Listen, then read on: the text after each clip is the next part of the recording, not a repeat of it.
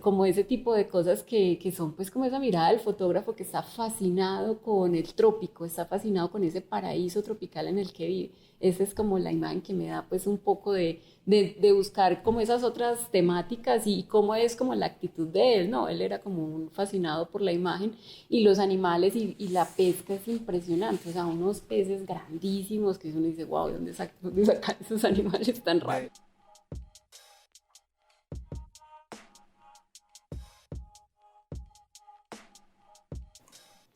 Bienvenidos a la cuarta temporada de CinemaCast. Archivos audiovisuales, ventanas a otras épocas. Este mes celebramos el Día del Patrimonio Audiovisual con invitados muy especiales que nos compartirán su experiencia a través de la creación, investigación, recuperación y resguardo de archivos fílmicos y familiares que albergan gran cantidad de historias.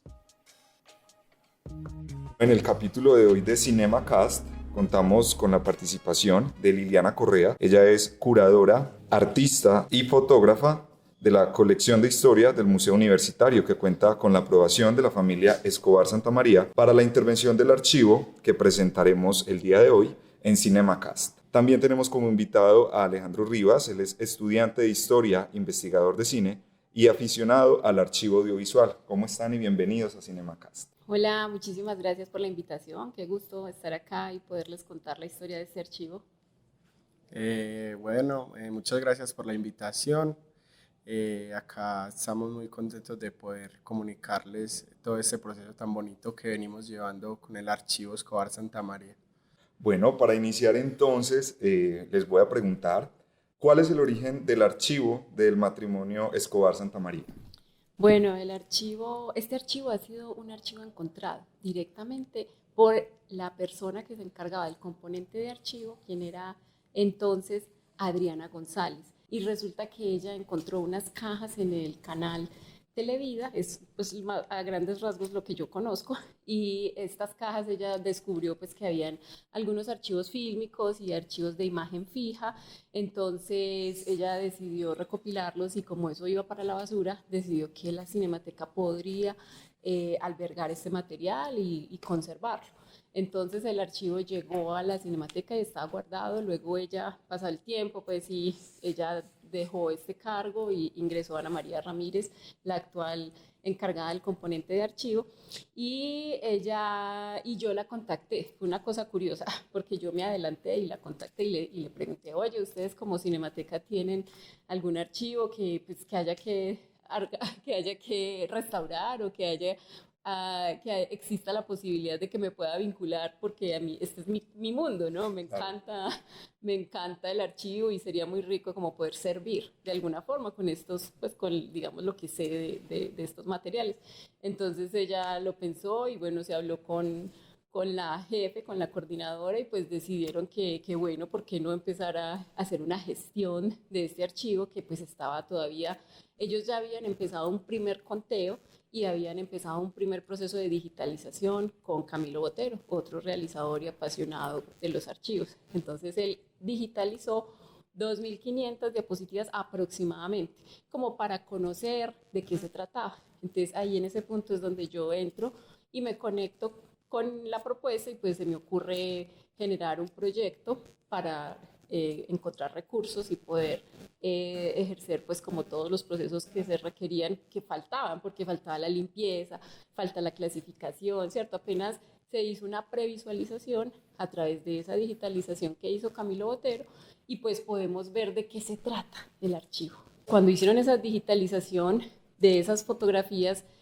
lanzaron un anuncio a la comunidad, porque ellos pues, necesitan saber de quién es, ¿cierto? El asunto de los derechos es muy importante en los archivos audiovisuales.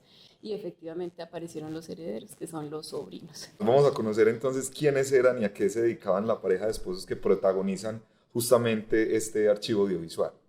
Listo, en las investigaciones pues que como grupo hemos realizado acá tratando de buscar a las diferentes cosas que se dedicaban. Primeramente pues tenemos como más información del señor Jaime Escobar, que era un ingeniero civil, Hemos encontrado fotos desde el año 44, cuando aún estaba en la universidad. También hemos visto que eran una pareja aficionada primeramente a la aviación. Ambos sabían manejar las avionetas y estos aviones pues de pequeño calibre. También hemos visto pues que el señor se dedicaba a la ingeniería, principalmente de vías, de carreteras. Se han visto algunas imágenes haciendo como carreteras en esta parte de la costa de Nayapel. También hemos encontrado que eran súper aficionados a la pesca y a la caza. Entonces, de hecho, hay unas imágenes muy fuertes que nos muestran como a la pareja cazando algunas especies pues, que ya están en vía de extinción. También unos peces que hoy por hoy no se lograrían encontrar en ninguna de estas cuerpos de agua en la costa. Entonces ahí también tenemos como por ese lado también un material muy importante para entender como también esa historia natural, porque había un proceso pues de deterioro de los ecosistemas. Otra cosa es que ellos fueron parte de la patrulla aérea civil, que es un grupo de personas, principalmente aristócratas, que en sus aviones hacen misiones médicas hasta el sol de hoy. Hacen misiones médicas a diferentes regiones del país, especialmente a esas donde como que esa mano del gobierno no llega. Principalmente hacen cosas como vacunación, esterilización a mujeres, y también llevan medicamentos y hacen como una especie de balance como médico de las comunidades, especialmente comunidades de indígenas y afrodescendientes. Es interesante que ellos son una pareja de esposos que no tuvieron hijos. Entonces sus nombres, el señor se llama Jaime Escobar y Escobar con V, que es una cosa curiosa que no hemos detectado. ¿Por qué la usanza de usarlo con V y no con B como es convencional? Y la señora se llama Rosa Elena Santa María y le decían nena. Hemos detectado esas cosas por las formas en cómo están marcadas las diapositivas. Entonces, el archivo se compone aproximadamente de 3.500 diapositivas que narran su vida desde que eran muy jóvenes, ¿cierto? Ellos como que fueron novios, luego, pero no hemos visto fotos del matrimonio, pero siempre se ven como pareja. Entonces, antes que todo, yo diría que son unos apasionados por la fotografía, porque sus fotografías son muy profesionales, o sea, no hay fotos con un mal encuadre, no hay fotos borrosas, no hay fotos movidas, siempre la familia está perfectamente cuadrada. El señor Escobar le hacía fotos y la señora también le hacía fotos a él, entonces entre ellos pues eran una familia de clase alta que se podía dar el gusto y de comprar, de tener cámaras de distintos tipos, pero frente a la imagen fija, hay algo interesante también, es que el revelado normalmente fue en Estados Unidos. Solamente tenemos pocas cajas, sobre todo de los 50, de los 60, cajas reveladas propiamente en Medellín.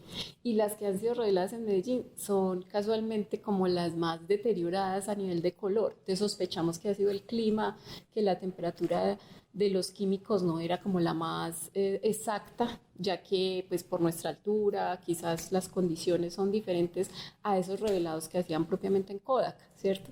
Entonces eso hace que el revelado y pues las fotos están en perfecto estado, luego de una limpieza de lo que hemos pues hecho, ya está casi todo cubierto en términos de limpieza, pues nos damos cuenta de que está, a pesar de que en esa primera entrega que encuentra Adriana, ella encuentra unos rollos fílmicos y encuentra las primeras cajas, pero nosotros ya recibimos otra parte de la donación mucho más antigua, que estaba pues en cuartos útiles, pero no estaba húmeda, solamente tener presencia de hongos, presencia pues de polvo de los años, el peso de los años, pero como han estado oscuras, han estado en realidad bien conservadas. Entonces, encajo esa pregunta, bueno, este comentario con relación a quiénes eran ellos, ¿cierto? Como entender un poquito de dónde vienen. Entonces, es una familia de clase alta que se da muchos gustos, que viajaron pues prácticamente por el país. Tenemos fotos de los llanos orientales, tenemos fotos del Peñol antes de que fuera embalse, por ejemplo.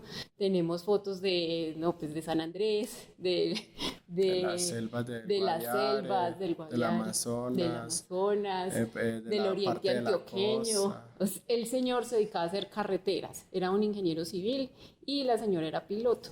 Entonces ellos contaban con avionetas y podían desplazarse y podían, pues como que tenían todo a la mano, al alcance de la mano.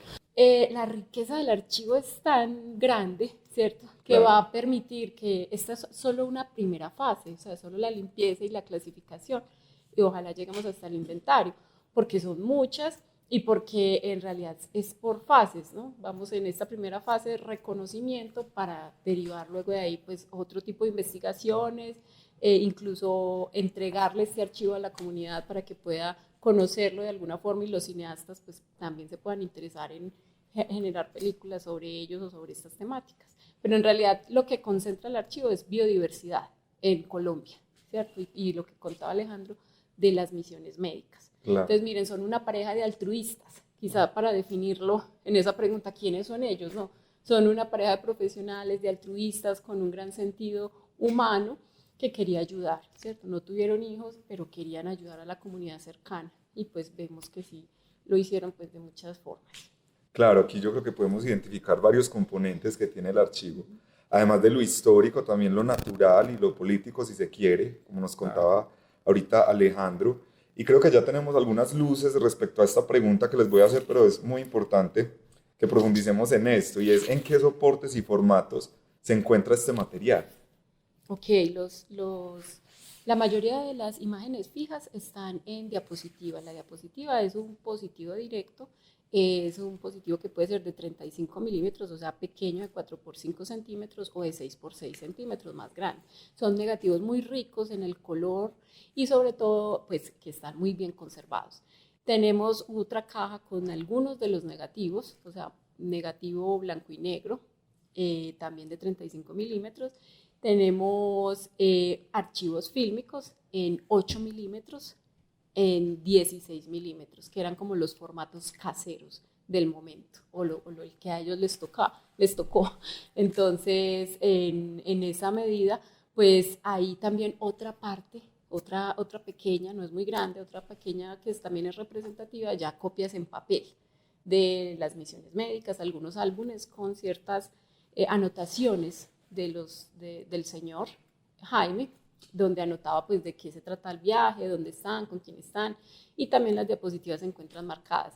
Entonces todo está como debidamente guardado en cajitas, está conservado, entonces lo que hemos hecho ha sido como un proceso de limpieza profunda, donde quitamos pues el polvo, el exceso, los hongos, y le volvemos a dar otros 40 años de vida a Claro que este esa es tipo la de idea, que material. sea preservado. Entonces, claro. Bueno, ahorita hablando de los lugares que han podido identificar acá, que hablamos justamente del embalse de Guatapé antes de que fuera lo que hoy conocemos, ¿qué otros lugares han reconocido ahí que ustedes consideren muy representativos que debamos mencionar? Por ejemplo, esta semana vimos el salto que nosotros llamamos el salto del Tequendamita, que es donde Don Diego, unas cascadas. En La Ceja. En la ceja, sí. Entonces, casi que no damos y buscamos en el mapa, decía donde Don Diego. Y esa cascada, pues, era como muy parecida. Entonces, Alejo, no, eso es allí en el oriente. Y empezamos a buscar y sí descubrimos por fotos de la cascada, que es la cascada, pues, la misma, ¿no? También, pues, así a nivel general, tenemos fotos desde el Guaviare hasta Centroamérica, hasta México. Han estado en lugares pues en ruinas mayas, han estado también en zoológicos de Centroamérica, en lugares representativos de Nicaragua, de El Salvador, de Honduras, de Panamá. También pues lugares históricos de acá de Colombia como San Agustín. San Agustín. Han estado en pueblos de Boyacá. En general, pues han viajado también, hemos visto algunas fotos de Europa y de Estados Unidos. O sea, ellos viajaban por gran parte pues del mundo porque se veía que eran como muy aventureros, pues. O sea, esa es como también la riqueza del archivo, que es muy polifacético.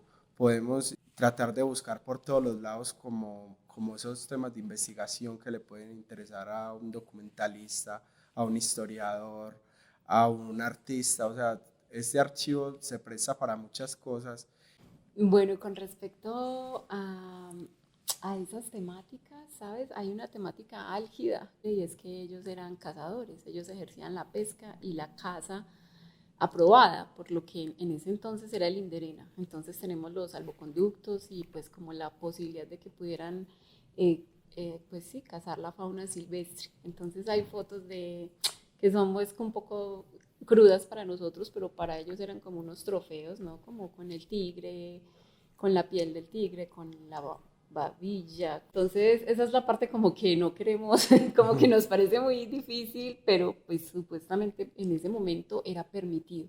Entonces a ellos sí les tocó el verdadero Colombia paraíso tropical. O sea, en realidad los paisajes, los atardeceres, siempre es como esa mirada romántica del fotógrafo. Vamos a encontrar ese atardecer naranjado, morado, de todos los colores, la piedra del Peñol con el arco iris, ¿cierto? Como ese tipo de cosas que son pues como esa mirada del fotógrafo que está fascinado con el trópico, está fascinado con ese paraíso tropical en el que vive. Esto nos habla mucho también de la relación con la naturaleza, ¿cierto? Y el archivo justamente nos permite, entre todas las posibilidades que nos da, identificar también las diferencias respecto al presente. Yo creo Total, que desde la esto, moda, el vestuario, o sea, las ropas que llevaban, los aditamentos, los tipos de cámara que aparecen ahí, los usos sociales, ¿cierto? Como qué pasaba, la gente se iba de paseo, ¿cierto? Cómo eran los paseos, cómo eran los carros del momento.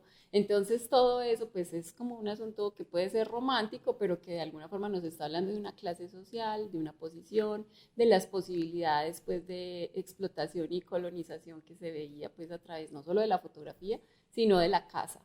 Entonces también es no intentar no romantizarlo todo porque pues, hay que hacer un análisis en realidad profundo de ese asunto, ¿cierto? Y de eso pues es la consecuencia de hoy, con un problemas de cambio climático tan complejo, con un asunto que ya pues el país ya en esa biodiversidad ya no se ve, ¿cierto? Ya no es tan claro en ese momento, como en ese momento, ¿cierto? En ese momento era como el paraíso tropical, era como el Edén. Era exacto, así. y hacer esta Uh-huh. retrospectiva nos permite hacer como Una identificar, evaluación y es una exacto. autoevaluación también de lo que ha pasado, ¿cierto? Como el crecimiento poblacional también ha ido como agotando una cantidad de recursos y ya lo que no se conoce, Río Negro quedó pues el nombre, ya el río no sabemos cómo Claro, es. hasta nos da avisos a nivel geográfico también Sí, por ejemplo en de cómo se ha Medellín, transformado. sí, por ejemplo las fotos de algunas de Medellín, Quebrada Santa Elena, entonces están las casitas a los lados, las escalitas, así como pues para bajar a la quebradita de Santa Elena, De hecho, ¿cierto? hay una foto, una panorámica de Medellín, más o menos de los años 50, desde el puente de Colombia. Se ve todo ese cambio así de una ciudad todavía semi-rural, todavía pues que no había No cogido había como ese edificios. crecimiento vertical. Entonces, pues sí, es muy bonito ver todos esos contrastes. Claro, sin duda, este es un archivo que vale la pena ser visto, que también aportará mucho a la reflexión individual y colectiva, y para ahondar más como en los procesos técnicos y archivísticos que se le han realizado a este material. ¿Cuáles han sido? Listo, pues primero lo que hacemos es un proceso de limpieza, ¿cierto? De primero separación del material, entender qué es los distintos formatos, separarlo y hacerle el primer ejercicio que es la identificación, la limpieza del polvo, la limpieza pues de hongo, entonces eso nos ha implicado pues prácticamente uno por uno, ¿cierto? Uno a uno hay que desarrollar pues este ejercicio que toma su tiempo. Luego de esa limpieza viene el proceso de clasificación y de, digamos, como una especie de codificación para ir sabiendo no solamente cuántos materiales son, sino cómo los vamos a nombrar y cómo van a estar separados. Entonces está separado por cajas y pues con unas descripciones y una especie de código para que la cinemateca cuando quiera buscar una imagen pues le sea fácil. Luego de esa se pasa como a la clasificación de las distintas temáticas, pero estamos construyendo una especie de ficha con inventario donde están toda la información de cada una de las imágenes. Entonces es un trabajo grande, es un trabajo que no solamente lo podemos hacer en estos 3 meses, sino que se va a iniciar y que puede durar 2, 3 fases, ¿cierto? Claro, Por claro. momentos. porque la idea es que cada imagen pueda tener pues sus especificidades, ¿cierto? No solamente es a nivel fotográfico, sino sus características y su análisis sociológico e histórico. Entonces tiene pues como distintos detalles. Entonces en eso consiste como la clasificación y luego las labores de inventario. ¿Qué instituciones han apoyado este rescate y el proceso que ustedes han venido desarrollando? Ok, pues básicamente este es las becas del Ministerio de Cultura de Archivo Audiovisual y el Museo Universitario de la Universidad de Antioquia nos ha facilitado sus espacios, nos ha permitido pues una asesoría técnica también con los otros curadores para tratar de identificar zonas, ¿cierto? Está como pendiente ese trabajo y articular algunas actividades académicas para el próximo año. Entonces, esas son como las dos instituciones involucradas que están apoyando con la idea pues, de que la Cinemateca no esté sola con todo este proceso, sobre todo porque requiere pues, personal, recursos técnicos adecuados y personal capacitado pues, como para hacer este desarrollo. Eso suena excelente, excelente, y es excelente también que estas entidades se unan al ejercicio que hace la Cinemateca para la preservación de la memoria a través de estos archivos. ¿Cómo será la difusión de este material tan valioso para la historia y la cultura? Bueno, en esta primera fase esperamos hacer una presentación oficial con una especie de ensamble musical, donde queremos hacer como una especie de performance, donde nosotros vamos a proyectar las diapositivas originales. La diapositiva incluso le conviene que la activemos, ¿no? Porque se le quema al proyectarla con el calor, se le termina de secar todo hongo, todo lo que pueda tener, y no dejándola mucho rato, pues podemos proyectar las originales antes de esa digitalización pues total, porque la idea ya es guardar, ¿cierto?, el original, claro, y empezar a comercializar o utilizar la versión digital.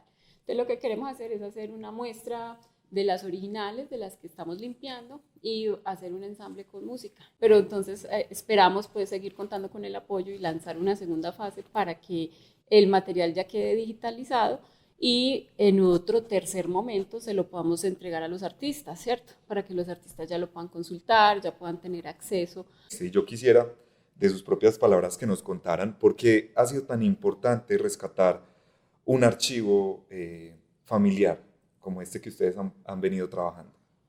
Bueno, primeramente, no solo este, sino que todos los archivos audiovisuales, ya sean de fotografías o ya sea película fílmica, o todo eso que capturó algún momento histórico, ya sea familiar o político del país, es muy importante preservarlo, conservarlo, porque nos están contando una historia que quizás nosotros no conocemos y que hace parte de la historia del país y de la memoria. Entonces, todos estos archivos nos hacen recordar que en algún momento alguien pasó por aquí dejando una huellita, un momento que nos sirve para múltiples investigaciones y que nos sirve para múltiples interpretaciones de ese pasado y de cómo podemos hacer ese contraste con el presente y tal vez con el futuro, y de cómo ha sido todos esos cambios de las tecnologías y de los procesos de archivo y de los procesos de conservación. Entonces, claro, todos estos diferentes formatos de archivo son muy importantes rescatarlo, y ahí pues se agradece mucho pues a estas diferentes becas y a estos diferentes programas que hay que están haciendo que salgan a la luz todos estos archivos y que se genere una conciencia de conservación y preservación. Sí, en ese sentido del que habla Alejandro, pues en un primer momento pues es el rescate de la memoria, ¿cierto? Es una familia que como cualquier otra tiene el registro de sus actividades, y pues eso en sí mismo ya lo hace interesante porque los materiales fotográficos como tal ya no son los mismos que antes, ¿cierto? Entonces desde ese punto historiográfico pues es muy relevante que conservemos sobre todo la diapositiva, que era quizás la técnica o la forma física, química más bonita en la representación de la imagen, no solamente por su color, sino pues por ese proceso de revelado y por todo lo que implicaba en su momento, pues como hacer una captura de diapositiva. Eso lo hacían los profesionales, la gente que tenía cómo. Entonces yo creo que hay un valor impresionante porque no es negativo, digamos que el archivo de la piloto tiene negativos, tiene fotografías en papel, tiene también diapositivas, pero en este caso es como los acervos de la Cinemateca también se van nutriendo de materiales de consulta. También una invitación es que llegamos a los archivos, como llegamos a veces a los libros, con muchas preguntas, y en ese proceso también que estamos en el archivo nos van surgiendo más y más preguntas, y a partir de esas preguntas también vamos construyendo microhistorias que se pueden empalmar con esas historias oficiales y con esas historias que nos cuentan pues otros libros. Claro que sí, indudablemente quedamos muy antojados de conocer más del Fondo Escobar Santa María. Invitamos a todos quienes nos están escuchando a través de las redes de la Cinemateca de Medellín, conocer mucho más de este fondo y también lo que nos posibilita en términos de la introspección individual y colectiva. A Liliana y Alejandro, muchas gracias por acompañarnos.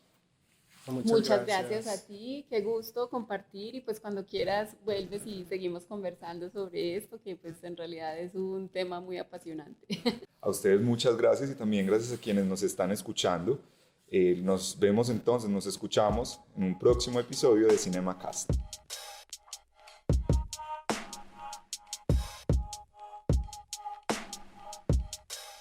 Los archivos tienen vida.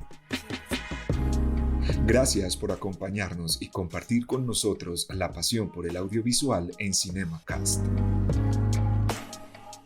Este podcast es realizado por la Cinemateca de Medellín, un proyecto de la Secretaría de Cultura Ciudadana de la Alcaldía de Medellín, Distrito de Ciencia, Tecnología e Innovación.